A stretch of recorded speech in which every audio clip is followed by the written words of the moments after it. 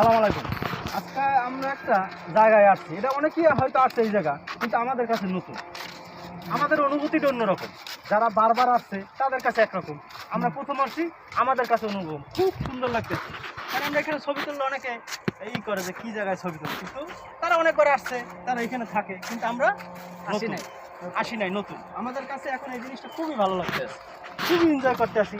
আমার এক বড় ভাই অনেক দূর থেকে আসছে, আজকে তারা নিয়ে আসলাম। যদিও আমরা আরেকবার আসছিলাম, ভালো লাগছে যে বিজয় আরেকবার আসছে, হয়তো দু একবার আসার পর পূরণ হয়ে যায় জায়গা, কিন্তু পূরণ হয়ে যাবে না, এখানে ডেভেলপ হইতে আছে।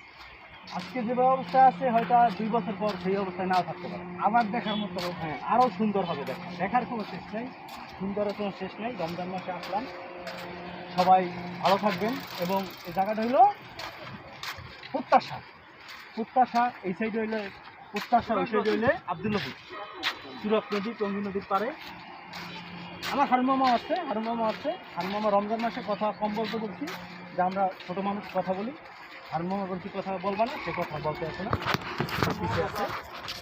তাহলে আমাদের জন্য দোয়া করবেন, সবাই রমজান মাসে রোজা থাকবেন, বেশি বেশি করে ইবাদত করবেন, সত্য কথা বলার চেষ্টা করবেন, ভালো থাকবেন। আসসালামু আলাইকুম।